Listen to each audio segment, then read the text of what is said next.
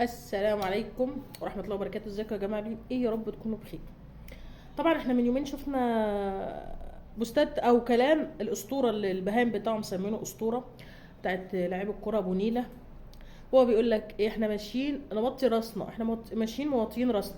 طبيعي سعادتك توطي راسك، يعني انت بتفتح الشباك من هنا بتلاقي القواعد الامريكية اللي بيطلع منها طائرات العسكرية تضرب اهل غزة عندك في قطر جنب بيت سعادتك، وجنب الاستوديو التحليلي اللي سعادتك بتطلع تحلل منه. تمام. بتبص الناحيه التانية بتلاقي قناه الخنزيره اللي بتبقى الجميله الحلوه اللي بتدعم الارهاب في كل بلد، واللي مستضيفه الخونه، واللي سبب رئيسي في خراب الدول العربيه. طبيعي يا ابو تريكه، يا ابو تريكه تبقى ماشي موطي، مش موطيها بس حاجه بسيطه، ده انت تبقى مدلدله لحد رجلك. طبيعي لانك شخص منافق. كل الواحد طبعا كلنا اتغشينا فيك من اول ما هربت من مصر، ومن اول ما كنت بتجيب المعدات اللي بتخش رابعه، واللي اتصورت، ووالده الارهابي اللي انت اتصورت معاها.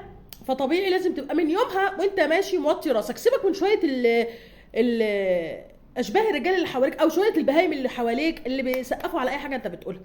انت قاعد في استوديو الاستوديو اللي انت قاعد فيه ده اللي اساسا صحابه يهود، يعني انت اساسا شغال مع اليهود. انت وبعدين اول ما تيجي تتكلم احنا موطين راسنا، ده احنا مش عارفه، وقطر ما اعرفش ايه، وقطر. انت شخصيه منافقه ومعرض، وبقيت معرض كبير جدا.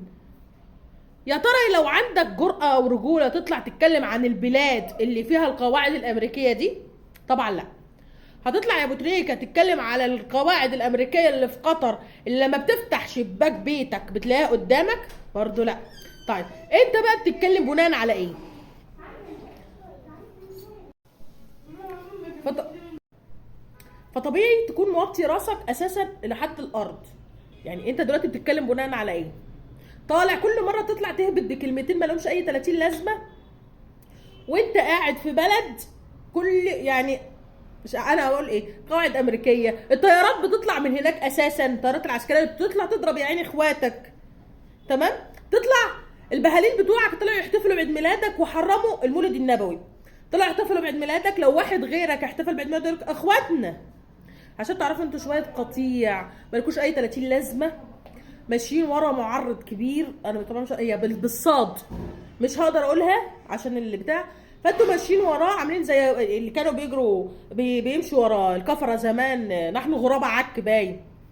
لو انت عندك الرجوله او الشهامه يا ابو تريكه، وتطلع تقول على قطر اللي انت بتلقح فيها اكبر قاعده امريكيه وبيطلع منها الطيارات تضرب فلسطين، لو انت ذكر اطلع اتكلم عنها.